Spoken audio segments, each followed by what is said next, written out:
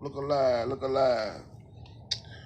Man, 2 Caucasians has been unalive wearing KKK hoodies in Atlanta. Are you crazy?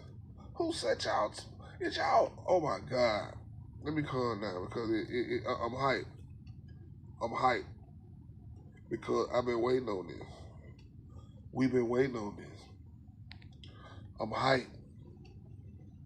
We ain't did nothing but defending ourselves. We ain't finna sit back and wait till y'all pew pew.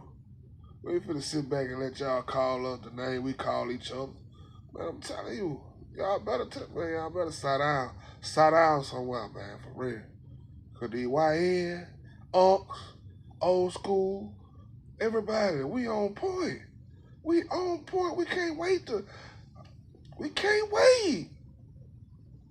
It's sad. Y'all, I'm telling you. Now, I know a lot of you all were watching the clip at the beginning of this video and you are wondering, what in the hell is this guy even talking about? Well, what I warned you all was going to start happening is now happening.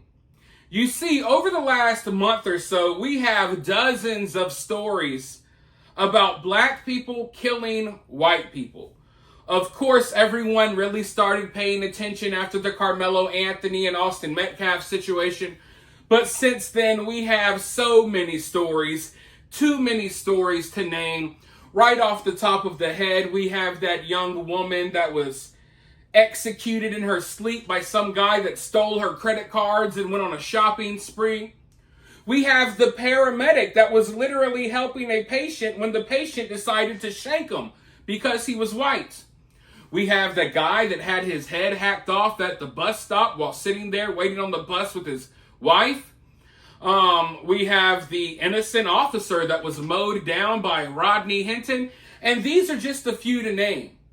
But within this time period, you know, the black community who's supporting Karmelo, they're supporting Rodney Hinton, they're supporting all of these murderers, they've been trying to find stories to justify their behavior. They've been trying to find stories to justify the hatred that they have for white people. And so far, all they got is Shiloh Hendricks. And let's be real. Some white lady dropping the N-word, a word that they use a million times a day at the park, it just does not compare to all of these stories we have about black people just brutally unaliving white people. Well, I warned you that we would get to the point that they're going to start staging fake hate crimes. Because us white people, we have, like I said, hundreds of stories breaking every day that we could point to and say, hey, this is what I'm talking about. This is why I feel this way. This is why I feel this way, and this is why my feelings are justified. Black people have none of that. They don't have, they have to search far and wide for a story that they can use to try to make white people look bad, right? So I warned you guys that they're going to start making up their own fairy tales, their own stories. I mean, even in the cases that we have, like the Karmelo Anthony case, they made up their own fabricated version of events that they're still writing with to this day. Till this day, they're still claiming that Austin and his brother jumped Karmelo and they were robbing him and they were a white supremacist gang. They're still writing with those false narratives, right? So, I mean, obviously they would make up fake stories. We saw what Jussie Smollett did. Well, because they have no real life examples of racism and hate coming from white people to really point out, because they have no real life examples of white people committing acts of violence against black people, they are now creating their own stories and they are sharing them all over the internet. And the sad part is, of course, the people who are making up these stories, they know it's fake, but the black community believes it's real. Because a large portion of the black community, they're not going to do any research. They're not going to do anything. All you got to do is put a fake story in front of them where the white person is a villain, and they are going to eat it up and they will buy it. They will believe it every time. You don't have to provide any evidence. You don't have to provide any sources. As long as it's a story that paints out white people to look bad, they are going to hop all over it. They're going to spread it. They're going to share it. And even though it's fake, it's still real to them. So the crazy story that's going viral right now that all of the black people are spreading all across the internet is a fake story claiming that two Klan members, right, in full attire, they showed up to the hood in Atlanta to cause problems. Now, I've been white for a very long time. I have never, ever in my life ran into a Klan member. I've never ran into any supremacists. And I live in the South, and I'm all over the South all the time. I've never run into any of these people. I don't believe that they even really exist. But to black people, oh, they're out here in full force every day, right? Because a lot of these people in the black community, they live in an alternate reality than us, like I keep explaining. They live in the Mediaverse. Every movie, every TV show, everything they consume has a white villain. Every movie they watch, it's about, oh, it's some evil white racist, right? Everything they watch, everything they consume is about bad white people. So in their mind, they believe that all of this hate and racism is really still out here. In their mind, they think that it's actually fathomable, right? In their mind, they think it's believable that two Klan members go to the hood in Atlanta to cause problems. Now, we know that for one, these Klan members don't even exist, but if they did, they're not going to the hood in Atlanta, okay? Most people will do anything to get away from the hood. No one's going there to cause problems. No one wants to be there. The only people that go out of their way to go to the hood and go to the projects is the same people from the black community that are supporting Karmelo and all of these people. No white people are willingly going to the hood to cause problems with black people. That's simply something that does not happen at all in America. At all.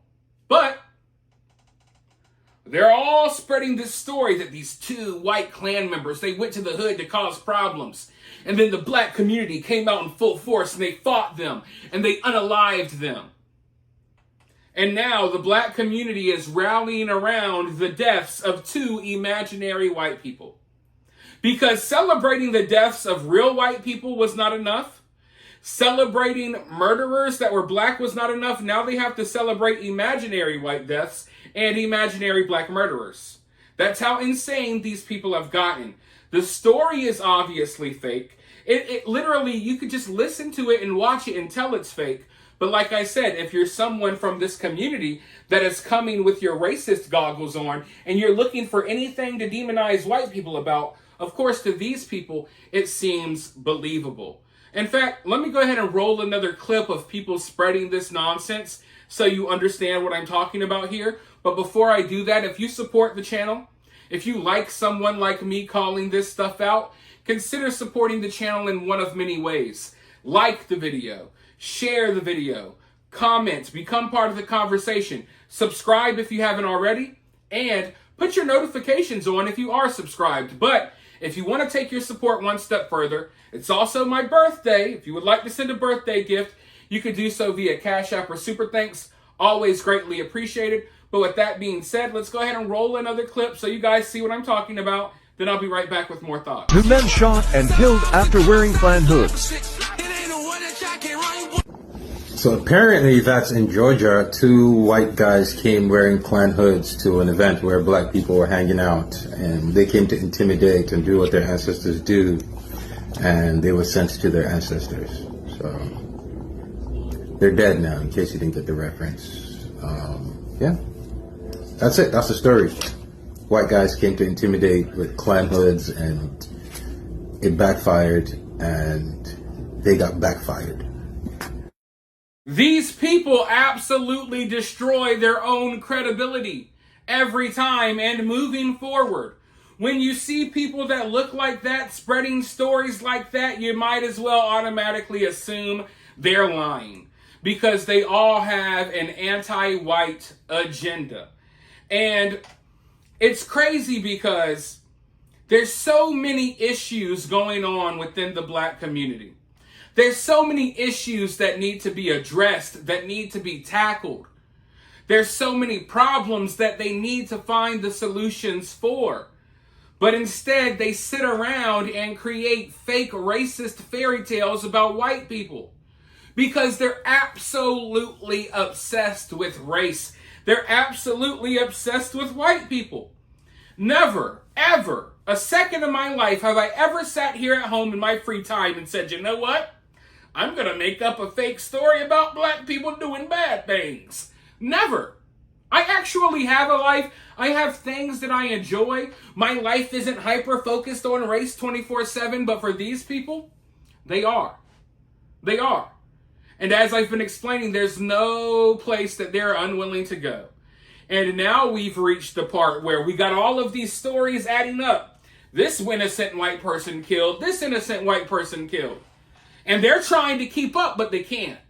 Because they can't find real life examples of white people acting like that. So they got to create their own stories about the Klan was in the hood in Atlanta, man. We ran them out, boy. Like, no, you didn't. That never happened. It never happened.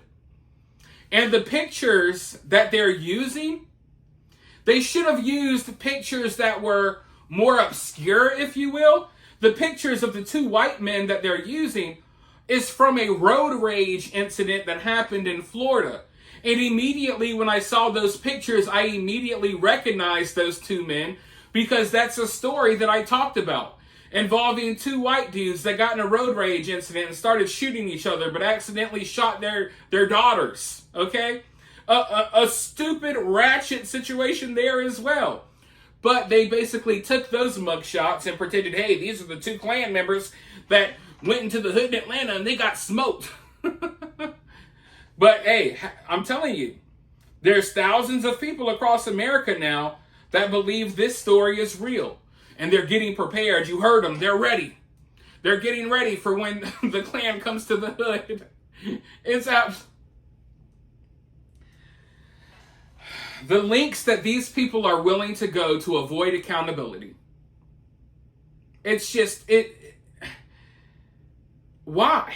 Just ask yourself why. You got to really think about the people who create these stories. Like you're sitting at home, maybe you're prepping dinner. You're sitting at home and you're planning on going and doing yard work, tending to the garden. Maybe you're sitting at home getting your kids' lunch ready. All of y'all watching this video, you're all doing your own thing at home or wherever you're at. Maybe you're at the job listening to the video. I don't know. But you all got your own things going on. These people obviously don't got that much going on. Because in their free time, they sit at home and they create these stories. I want you to just think about the mental space that you have to be in order to do this. What type of mental space do you have to be in? What type of hatred do you have to have for white people to spend your free time sitting at home coming up with imaginary stories to drum up more hatred? Coming up with imaginary stories because you don't want to have accountability for your actions. You see, these videos, these fake stories that they create, they try to use this to justify their own behavior. So when you see a story like, damn, that paramedic got killed, yeah, well, what about the Klan members that went to Atlanta? Damn, Austin Metcalf should still be here today. Yeah, but what about the Klan in Atlanta? Rodney Hinton had no business running over that officer. Yeah, well, the Klan had no business in the hood in Atlanta. So they create these fake stories so they can justify their own actions or justify supporting horrible people, right? And they use these stories to try to keep racism alive because as far as racism goes, it died in a lot of white people. What you're seeing now with white people finally speaking up, saying they're fatigued by this behavior and everything, that's not racism. That's people who are fed up with the behavior that's being put on display. Okay? If America and if white people were as racist as they are accused of being, black people wouldn't have to make up fake stories about white racism. If America and white people were as bad as you know, other groups of people make them out to be, they wouldn't have to do the Jussie Smollett. They wouldn't have to create fabricated stories about the Klan going to the hood in Atlanta, because they would have real world, real life examples that they could point towards. They would have real world, real life evidence, but they don't. They don't. Every minute that goes by, I can bring up another story about an innocent white person being killed. Every minute that goes by, I can show you just a plethora of people in the black community spreading all types of hate towards white people openly. These people can't find anything. So they fall back on fake stories. And instead of addressing any of the issues in their community, instead of accepting that the problems in their community are problems that they've created themselves, they use white people as the scapegoat for everything that goes wrong. In fact, I have a clip that I want to show you guys of someone speaking out about this mentality, about blaming everything on the white person. Everything is the white man's fault. All the way to the point that you're now creating fake stories to blame stuff on white people. So I'm going to go ahead and roll this clip really quickly, and then I'll be right back with more. So I was just told that I've turned my back on the black community because of a recent video I did about Jasmine Crockett. I've been waiting on this one. What this is called is selective morality. Let's ignore the fact that ain't no white robes running through our neighborhoods, just black folks terrorizing other black folks. Let's ignore the fact that ain't no white supremacists shooting up our blocks. It's us. Let's ignore the fact that we make music glorifying our own destruction and then cry when the streets match the lyrics. We love screaming black unity, but will rob, jump, scam, and kill our own people with no hesitation whatsoever. Preaching we gotta stick together, while setting up your own brothers and snaking your own sisters. Love blaming the society for why our neighborhoods look like war zones, while cheering for the very culture that keeps them that way. Talking about black pride while rapping about murdering each other, turning women into baby mamas, and making it seem like being broke, violent, and ignorant is a personality trait. Everybody want to scream support black businesses, but will run to Gucci before you ever spend $1 with your own people while looking for a hookup at the same time. We want to whine about gentrification, but won't invest in your own damn community. Instead, trash it, and then cries when somebody else moves in and builds it the fuck up. And then the worst part, y'all expect every black person to fall in line with this bullshit ideology. Because how dare a black person think for themselves, right? How dare someone not subscribe to this self-inflicted victimhood bullshit? Y'all want unity? Start by looking in the fucking mirror. The truth is, black folks ain't even for black folks. The biggest threat to black people ain't Trump. It ain't the police. It ain't white people. It's us. It's our own self-hatred, our own refusal to hold each other accountable, and our own addiction to playing the goddamn victim while glorifying the very shit that holds us back. Who's out here shooting up black neighborhoods? Not Trump. Who's rapping about killing each other, robbing each other, and treating our women like trash? Not Trump. Who's making our own communities unlivable, unsafe, and uninvestable, then crying about it and wondering why they won't build up our neighborhoods? Not Trump. Who raised us to fear and hate each other more than any racist system ever could? We did that to ourselves. But nah, let's keep blaming everything on racism, while we kill, rob, and destroy our own at a rate the Klan could only dream of. Let's keep pretending every black person is on the same team when half of y'all wouldn't even piss on another black person if they were on fire. Y'all would film it and yell World Star. Let's keep screaming about oppression while cheering on the destruction of our own communities. Y'all don't want justice. Y'all don't want unity. Y'all don't want progress. You just want an excuse to stay in the same damn cycle while blaming everyone else but yourselves. So nah, I'm not turning my back. Bravo! Bravo! He put it perfectly. But instead of addressing the problems they have, they just blame everything on white people. As young black men are just taken out at alarming rates, I mean, in every city across America, young black men are just killing each other off.